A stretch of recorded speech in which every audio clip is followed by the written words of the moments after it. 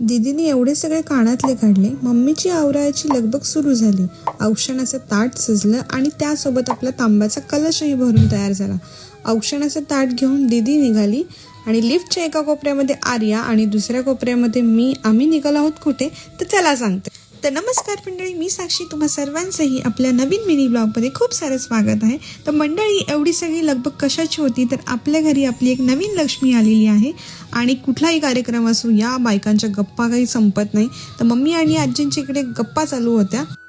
तर मंडळी, हे आहे आमच्या घरातलं शेंडफळ आणि समोर पप्पा, बाबा आणि भाऊ पूजेची तयारी करत होते आणि आर्यामी मस्तपैकी कट्ट्यावरती बसलो होतो. त्यानंतर आमच्या घराची लक्ष्मीच म्हणजे माझी मम्मी हिने आपली दुसरी भाग्यलक्ष्मी आली आहे, तिची पूजा करण्यास सुरुवात केलेली आहे.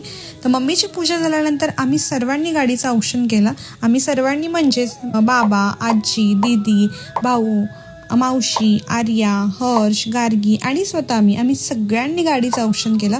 कारण की गाडी ही आपली लक्ष्मी आहे, त्यामुळे सगळ्यांनी औक्षण केलंच पाहिजे. औक्षण झाल्यानंतर पप्पांनी श्रीफळ वाढवलं आणि त्यानंतर भाऊने गाडीच्या टायर खालून लिंबू जे असतं ते ठेवून चाक पुढे नेलं आणि त्यानंतर दीदी आपल्याला इकडे सर्वांना गाडीचे पेढे वाटली आहे आणि मस्त त्यानंतर मी गाडीचे व्हिडिओज वगैरे काढलेले आहेत. तर तुम्हाला आपली गाडी कशी वाटली नक्की मला कमेंट करून सांगा. तर पूजा झाल्यानंतर आम्ही सर्वांनी गाडीसोबत खूप छान छान फोटोज क्लिक केलेले आहेत आणि आपल्या अशा प्रसंगी आपली सगळी माणसं एकत्र असल्या ती खूप छान फिलिंग असते ना. काही कारणांमुळे आपण खूप मोठी पूजा नाही केलेली, बट इट्स ओके.